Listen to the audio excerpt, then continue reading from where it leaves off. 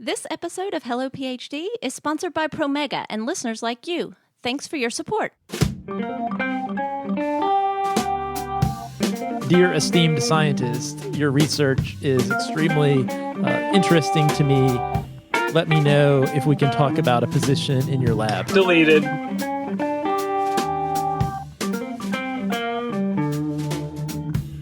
Welcome to Hello PhD, a podcast for scientists and the people who love them. This week, we open the mailbag to answer your questions about scientific impact, finding postdocs in other countries, and which lab equipment we wish we had at home. Stay with us.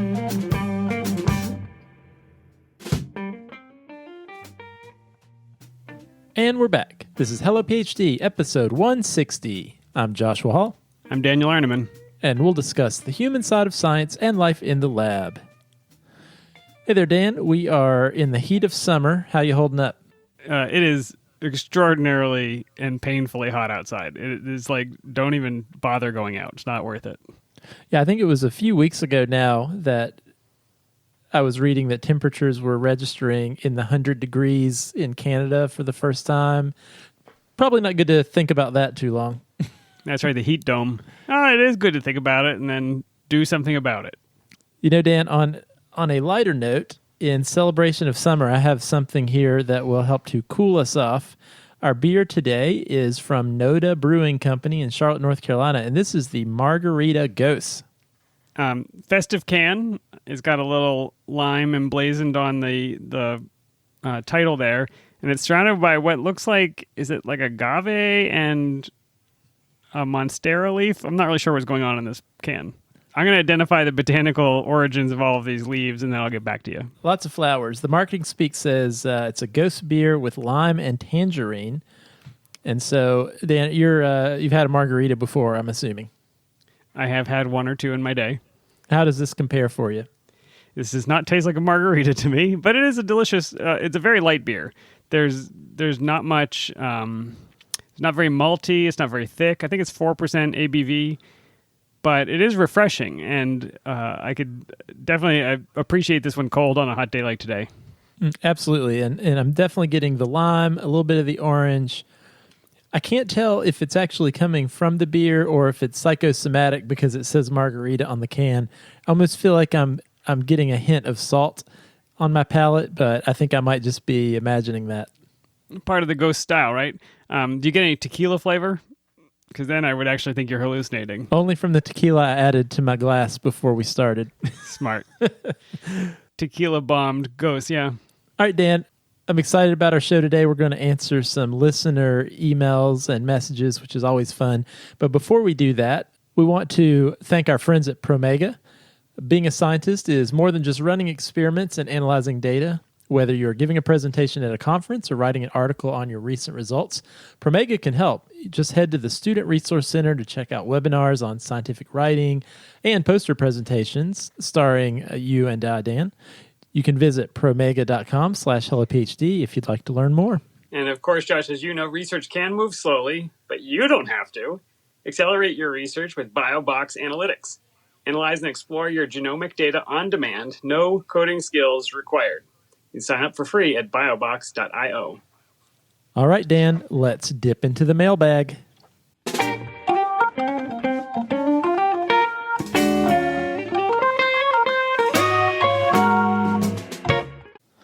All right, Dan, I'm pulling out an envelope here from the big bag of mail and peeling the stamp off for later. You're really painting a picture for the listeners. Why don't you unfold this one and give it a read? Okay, our first email that you unfolded from its paper came from Kyle. He says, "Hi, hello, Dan and Joshua. Just finished listening to your podcast on how to plan your PhD with Hugh Kearns. The first one of yours I've listened to after one of my advisors sent me the link to your site. First off, thank you to that advisor. Second, great advisor. Sounds like really great advisor. Stick with that person." Kyle continues, "I had to send an email saying that in the 50 minutes of the podcast, it changed my perspective on where I am currently in my PhD journey. And more importantly, that the bumps I hit and feeling of never moving forward are not unique to just me. Thanks again and keep up the good work." This is the exact kind of email we love to get, Josh, because Kyle is not the only one hitting bumps in grad school.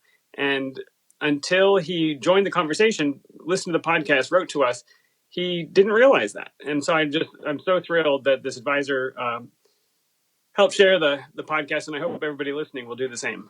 This reminds me, I was having a conversation just this past week where a colleague asked me about why we started doing a podcast in the first place.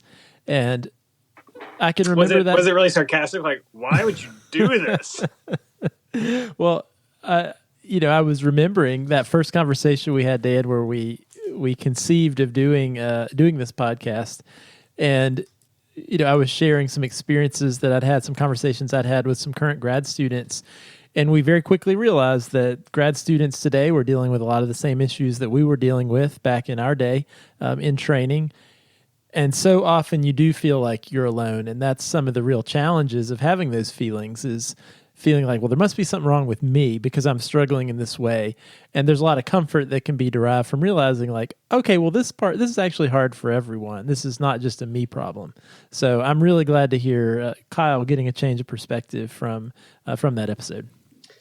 Absolutely. And hopefully Kyle will share the show with a couple other people, and also send us questions and thoughts and ideas for episodes. We are always looking for the pulse of what's happening in grad school today. Some things don't change, but some things do. And we won't know those things unless you write to us or hit us up on Twitter at HelloPhD. That's absolutely right, Dan. Well, I'm going to pull out this stone tablet with the second message that we received. Oh, wow. The postage must have been terrible. It's super expensive. All right, so this one comes from Lexi, and it says, "Hi, Josh and Dan. I recently had the joy of discovering your podcast. I've already learned so much. I will be applying to PhD programs this fall because I really want an academic job where I would have the balance of discovering/creating and disseminating knowledge. I'm studying math and geophysics, and I'm feeling very torn on which type of programs I should apply to. On one hand, I could apply to applied math or mathematically oriented earth science PhD programs, where I could work on solving some of the biggest environmental problems we're facing today." Kind of like that heat dome we were just talking about, Dan. Exactly. This type of work would entail some more boring daily aspects, like checking for errors in code. On the other hand, I could apply to pure math programs where I know I'd enjoy every minute of the day today, but my research would feel much less connected from the real world. This might be a question that only I can answer for myself, but I was wondering if fulfilling daily work or impactful results are more important for happiness in grad school and beyond. Thank you so much, Lexi. Well, Dan, my answer is, Lexi, you are the only one who can answer that question. Okay. No, just kidding. Okay, so the next email came on a bird with a no. Lexi, if you have listened to episode 144, where I spoke with Marlis Hanson, who wrote a book called Passion and Purpose, and it's really about identifying the types of skills that you like to use, what she calls motivated abilities. She talks about motivated subject matter. But I really recommend you listen to that episode or go find that book, because it describes some of what you're talking about with these different programs. So, that day to day you're going to like some of the more pure math programs because you like that type of work. On the other hand, at the end of the day you want to have an impact, or you may like to solve problems. You'll get a sense of satisfaction by doing something that actually helps the earth. And what I would say to you is, it's a little bit like your career is a little bit like riding a bike on some hilly terrain. So if you're working in a field that uses your motivated abilities and its motivated subject matter, your bike is like this high-end carbon fiber, well-oiled 18-speed, right? You're going to coast even down an electric bike. It's going to be an electric bike, yeah. You're going to coast because the day-to-day work that you're doing is just so easy for you, so fun, so motivating.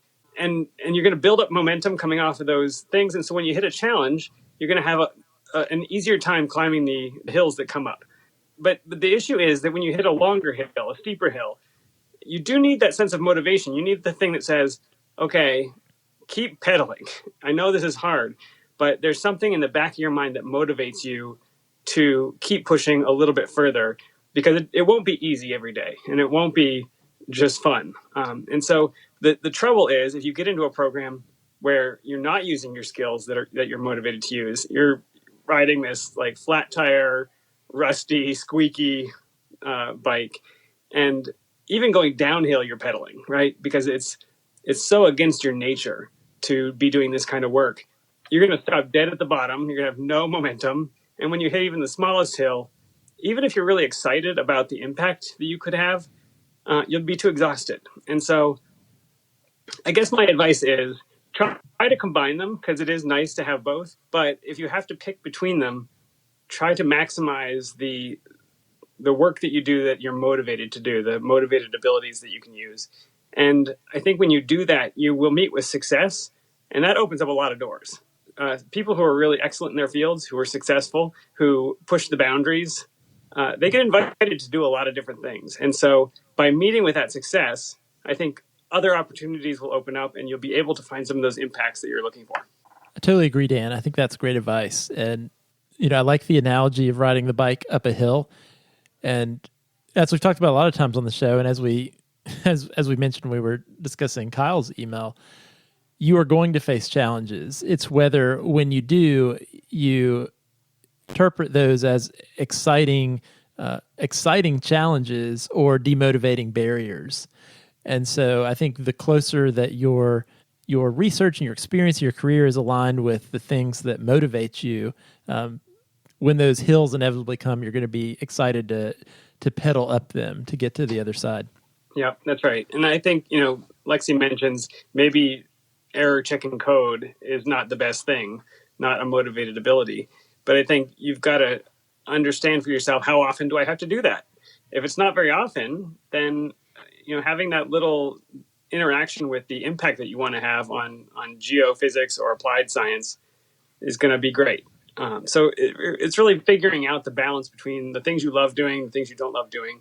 And the best way to find some of those things out, Josh, are informational interviews, talking to existing graduate students, finding out what their days look like, because you may have this vision of pure math and assume that it's one way. But the reality is the pure mathematicians are TAing classes or grading papers all day, or who knows? I have no idea what applied or pure mathematicians do. But again, your imagination of it and the reality of it might be different, and you can figure that out by talking to people. And there might be ways to connect it to a real world impact that you haven't considered yet, right? That you may discover as you talk to other theoretical mathematicians, people going through that process. The other thing I want to say, Dan, and Lexi didn't explicitly say this, but I'm curious, is, for a lot of students, we hear the exact opposite of what Lexi's describing here, that the thing that demotivates them is they don't see the connection of the work they're doing to the real world. And obviously Lexi is really motivated and excited by doing math, the theoretical math. And one, I think that's great that Lexi has done this self-reflection to have a good understanding of the types of things that are motivating. But I wonder if there's a little bit of thinking like, well, maybe I should be more excited about this like real world, big picture, high impact research, because I think that's what most people think is cool and what most people want to do. So maybe that's what I should be more excited by as well. But I'm actually not. And if you're not, that's great. I think every person's career is such an individualized journey and experience. And so I would say if you have a clear vision of your passion and you have an opportunity to pursue the thing that you think aligns with it, that's absolutely the right thing to do right now. Yeah, that is such a good point, and a very subtle one, Josh. I think I ended up in biomedical graduate school partially because when you say, oh, we're going to work on human health or we're going to cure cancer, that should be motivating. And I thought this was something that I could feel proud of, that I was working on those things. The trouble was, that wasn't the thing that naturally motivated me. And I have stepped out of that and into a more environmental science realm or a more environmental protection role, because that's what actually does motivate me. Like, human health is great. It's just not my motivator, if that makes sense. It absolutely makes sense. All right, Lexi. Well, hopefully that was helpful advice, and certainly keep us posted on what you decide and how it turns out. If we ruin your life, please write to Joshua at. All right, Dan. Let's read another telegram that came in here. Okay, this comes from Srijani. I'm a PhD candidate at the Indian Institute of Technology in Kanpur, India. I recently discovered Hello PhD, and I cannot overstate how much I wish I had discovered it earlier. So thank you for coming up with the podcast. I didn't want to move out of India for my PhD because I wasn't sure I was down with living abroad for 5 years or so. However, after much deliberation, I've now decided to go for a postdoc, either in the US or Europe. I was wondering if you could talk about the postdoc opportunities that can potentially work for me. I plan to submit my thesis in 2023. Josh, I'm going to leave this one to you since I do not know anything about postdocs, having never done one. One thing I will say is I think it's good that you're thinking about this ahead of time. I think where a lot of grad students have pitfalls in their transition after their PhD is they don't start thinking about their next step until it is imminent. The defense date is scheduled. Good point, yeah. My first thought was, wow, 2023 is a long way away. But you're right. This is a good time to be starting. Yeah, it's a great time to be thinking about it. And another reason that is specific to our current time and place is due to the ongoing pandemic. There are a lot of travel restrictions among countries. And so I know we've had a lot of challenges for our students and postdocs and other scholars in other countries wanting to come to the U.S. and certainly other individuals wanting to move around from country to country. There are just a lot of restrictions that exist right now because of COVID that didn't necessarily, those barriers didn't necessarily exist before. So I'm sure that's put a lot of careers on hold. A lot of plans have changed and continue to change. Absolutely. So I think it's good that with your timeline, 2023 is when you're really targeting to make this transition. And the other reason that's good is it's not too early to start making contacts, making connections, and networking. So my advice would be if you think you want to do a postdoc in another country, in Europe, in the United States, and a lot of this is general advice for anyone looking for a postdoc. I think it's important to be very intentional about the contacts that you send out. So you didn't mention exactly the type of research you want to do, but I would be thinking a lot about what do I want to get out of my postdoc? What am I trying to learn from that experience, and how is it going to help me connect to my next step, the future career that I want? And so then it's a matter of doing some research on who are faculty that maybe you're doing the type of work that you want to do as a postdoc and reaching out to them. And when you do, I think it's very important to be extremely specific about why you are reaching out to them. One of the biggest pitfalls that people make when they're inquiring about postdoctoral positions and really positions in general is sending way too general and generic emails. Faculty get a lot of emails, and they get a lot of emails inquiring about positions, many of which read like spam. They read like someone wrote an email saying, "Dear esteemed scientist, your research is extremely interesting to me. Let me know if we can talk about a position in your lab." Deleted. Exactly. It's very clear this email could have been sent to 500 different people on a large mailing list, and it doesn't make sense. And in fact, Dan, I don't run a lab at all. Wait a minute, I'm not esteemed. Everybody hates me. That's right. I get these emails sometimes, asking if people can work in my lab, and I haven't been in the lab for 10 years. So, and I don't think that's what Johnny's going to do. But my point is, if you're looking for a postdoc, I think it's important for those communications to be really sincere and really well thought out about why are you reaching out to each individual person. Now, the challenge of that, and again, another reason why it's good that you're doing this now, is there's a little bit of work that's going to go into each of those emails you send, each of those communications that you craft, because they are going to be specific for each individual person. So I think it's important to put that work in advance. So probably what I would recommend at first is that you don't cast a super wide net, but maybe identify 3 to 5 different researchers who you think are doing interesting work that you'd like to explore further. Contact them with these very detailed, specific reasons for why you're contacting them, and and ask if you can just talk to them. Ask if you can have a meeting over Zoom if there's, or some other virtual setting. If there's anything that's a positive right now, everybody is a lot more comfortable with virtual communication. I'll say also be a bit persistent. As I mentioned before, faculty do get a lot of emails. So if you've really thought out why you're contacting these initial 3 to 5 people and you don't hear back, send a follow-up email. Maybe wait a week or two. And if you don't get a response, send again and say, hey, this is me again, just reaching out. My original email may have got lost in the shuffle, but just wanted to reiterate my interest in talking to you a little more about a possible position in your lab. Here's why I think it would be a good fit. And chances are, and actually I know this is true for faculty sometimes, and honestly this has been true for me sometimes when emails come through.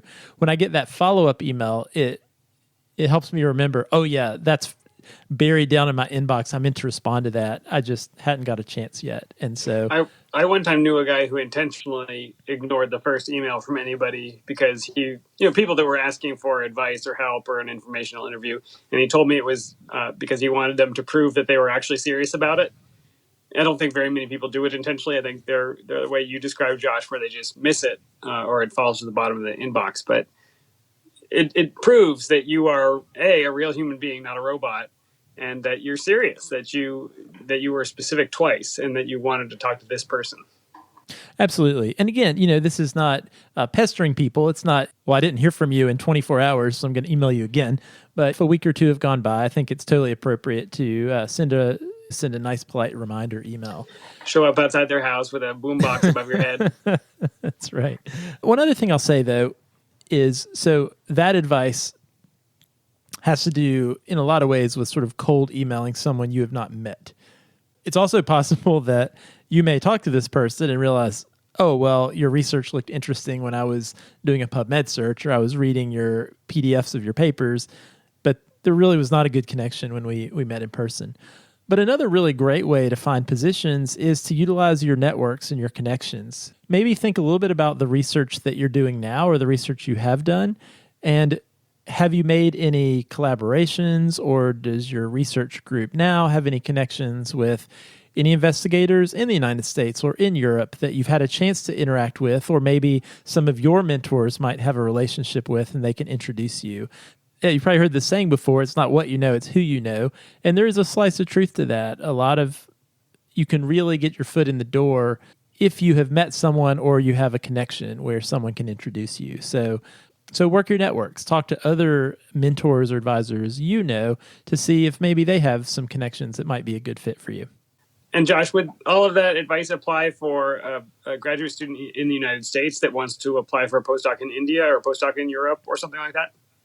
Yeah, absolutely. Or a postdoc in the United States, right? It's just general advice for postdocs. Yeah, I think it's be intentional. Think about avoid blanket emails. And it's going to be a little more work, but really tailor specific communications based on why you are reaching out to specific people. And, that's in your best interest too.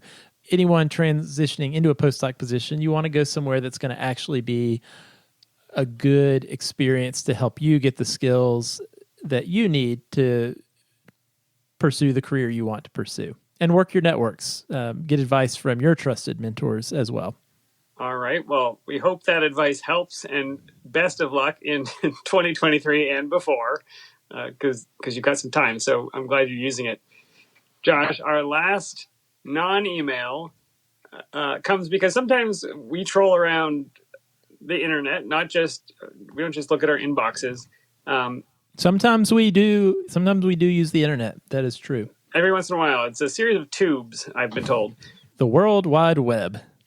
I was cruising through the Lab Rats Reddit, and I saw this question that just piqued my interest, and it's something I've given a lot of thought to. So I will go ahead and read it. This came from Formal Thought 8537.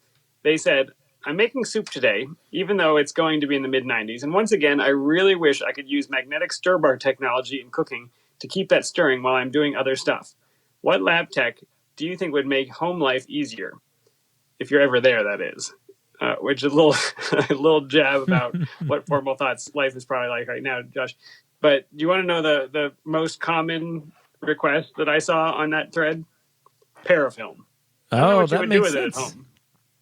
I mean, wouldn't it be a great substitute for cling wrap, saran wrap, that sort of thing, if you want to cover your leftover dish in the Yeah, but fridge? you would need such a gigantic piece of it. I'm not sure you could even stretch it. It comes in that little, little 3-inch square. Oh, they make there's the double square ones too that are Oh, I haven't twice as seen wide. those. Oh yeah, yeah. We used to have the double squares. Oh, your fancy rich lab had the double squares. Well, in my postdoc, of course. People, a lot of people wanted magnetic stir bars, which I would like to point out you can buy. So there is a homebrew store not far from us, and the last time I was in there, it's a homebrew store and garden store. So I go in fairly regularly for garden implements, and they do have magnetic stir plates and hot plates, and they sell Erlenmeyer flasks. So I just am looking for an excuse to buy one. Is that right? I would say this is the most common lab equipment with home use that I remember having discussions about in the lab was the magnetic stir bar. So glad to see that what one would was you do with mentioned it? here. Well, I think it's what what this poster said. Anytime you need to stir something, you always forget. Oh, I came by. I need to give that a stir, and I forgot, because you're usually, if you're simmering something on the stove, you're probably doing 5 other things, and then you forget, and it sticks on the bottom, right? So, Yeah, I'm trying to think about, would you have to have glass cooking vessels, or you think aluminum would be all right? I think that would probably work, but I don't know. We're not going to solve this today. People wanted fume hoods for cutting onions, some sort of laminar flow hood so that you didn't cry so much. Somebody wanted a vortexer, and they didn't say why. And I'm thinking Probably for fun. For fun, just to. But people make those protein powder shakes, and then they have special bottles that you shake the bottle for 100 hours. Like a vortexer would really make quick work of that. Oh, get this, Dan. Here's an idea about the vortexer. Making cocktails. Oh, nice. Shaken, not stirred. Vortex, not shaken.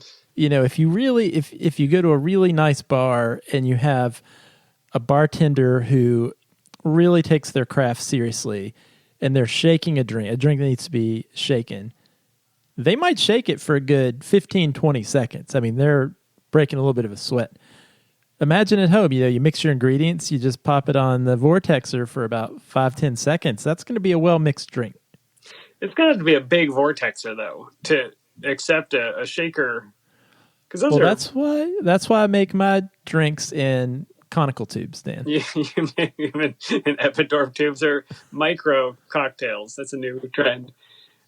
Somebody asked for a graduate student to do all the chores at home. That didn't seem fair. I would amend that to say an undergrad, but... Yeah, fair enough.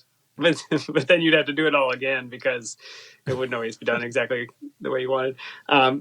This I have not seen, but I would totally love this. Floor pedals to control the taps in the sink. I mean, I don't remember my lab having that. We didn't either. The person said that they were in an older building, but it totally makes sense to me that if my hands have chicken juice on them, I guess you can get the thing where you just wave your hand in front of it. Do you have one of those? You wave your hand in front of the faucet? I don't, but I do always think about that when my hands are dirty handling raw meat or something, and I realize this is probably bad. I have to touch the faucet to turn it on. I do it anyway, but you're right. The foot pedals would be a great idea. I will say, Dan, one thing that is pretty brilliant. I may have mentioned it on the show, but I have a camper. Like a trailer you can tow behind your truck and go camping in, and it actually has a toilet in it. And to flush it, you step on it. You step on a little pedal. You don't have to touch anything. And why aren't all toilets like that? It seems like that'd be more sanitary. Yeah, why would you use your hands? Yeah, exactly, right? This all makes sense. So I will post a link to the Reddit thread, but Josh, are there things that I didn't say that you wish you had? Because I have a list of things that I wish I had. And some of which I've actually purchased for myself. Sometimes wish that I had a dissection kit. Because there have been several times I wanted to have some of these really fine-tipped forceps to grab things, in a really precise way. If you're ever dissecting a worm at home for fun, or why do you need a dissection kit? Your frog population is too high in your neighborhood? I just have a squid sitting around that I need to dissect. What about you, Dan? I'm sure that they will sell you forceps on Amazon or somewhere. So for me, most of my stuff comes from the kitchen. One thing that is just random that I feel like should be sold everywhere is the different colored paper tape. That tape is so useful, and I've never seen it at a store, and I don't know why. Do you know what I'm talking about? Yeah, that's a good point. I'm imagining coming over to your kitchen and every cabinet has a different color lab tape with like Sharpie, like Exactly. cups, plates, silverware. But why don't they sell that at the store, or do they? I don't know. It's great tape. It's great tape, and you have to buy it from Thermo Fisher or whatever and have an account. It makes no sense. Anyways, in the kitchen, I definitely have a kitchen scale, which I feel like is a little bit sciencey. I measure everything in grams because I'm not a monster. And I use it I measure my coffee in the morning. When I bake, everything is weighed, not volumized. I kind of wish I had pipetters for measuring small volumes sometimes. Like, I feel like if you need a tablespoon, wouldn't it be awesome to just stick the little pipette tip into the bottle of vanilla and squirt it over rather than pouring it? Oh, that would be so much better. Like, let's say you need a tablespoon of oil, right? Instead of you're trying to like pick up the bottle, maybe you got the big bottle, you're trying to like pour it carefully in. And then how probably precise doesn't is need to be that precise. This is probably why nobody has it. But how much easier would it be to just grab your little plunger and push it down and, you got the right amount and click your little disposable tip off into the trash can and boom, you're done. I feel the same way about measuring cups. Like, I wish I had a graduated cylinder. A liquid measuring cup is usually like a 2-cup glass Pyrex thing. And it gets wider at the top. So you're getting less accurate as you fill it up. It just makes no sense to me that this is the best we can do for measuring liquids. I know people that own a sous vide. You cook under warm water. That existed in my parasitology lab long before I ever... Is that really just like a water bath? I think it's just a hot water bath. Yeah, it just maintains the temperature at a certain temperature. And then most of the places that I do own are stuff in the garden. Like when I transplant seedlings, I bought myself those chemical spatulas, the ones that are a little metal stick. It's not a stick. It's kind of like a bent metal scoop. So I can scoop out the seeds. I'll tell you something else that I used to have in the lab that I actually do have at my house right now, and that is fruit flies. Do you have any ether? As you're talking, Dan, I've noticed they have discovered here in the studio that I have this beer open, and one just landed on my nose. And so that is a blast from my lab past that's now giving me issues that I wish actually wasn't at my home right now. Anyways, I appreciate you indulging this question, Josh. I had a good time thinking about it. As you know, I've thought a long time about if I needed to autoclave something, would an Instant Pot work? So if anybody's tried that, please write to us and let me know, because I'm fascinated about doing science experiments at home. I do know some people who cooked a Thanksgiving turkey in their autoclave in the lab. So see, there you go. Kind of the opposite. That's a conversation for a different day, Josh. All right, Dan. Well, it is always a pleasure to answer listener emails. So please, if you have a question or a topic idea, we would love to hear it. All you have to do is email us podcast@hellophd.com, or you can send us a tweet at hellophd. If you're liking the show, tell a friend, but also leave us a review on Apple Podcasts or your favorite podcasting app. We love getting your feedback, and it helps new listeners to find the show. If you'd like to support us, you can become a patron. Simply go to our website, hellophd.com, and click the Become a Patron button, or you can visit patreon.com/hellophd, and we would appreciate the beer money. Thanks so much to the ongoing support from all of our patrons. Tweet to us, write to us, tell us what lab equipment we should have talked about today that I need at home. I may not know. I don't know about double parafilm, so I'm missing out. All right, Josh. Well, great episode. Always enjoy opening the mailbag, and we will see you next time. See you next time, Dan.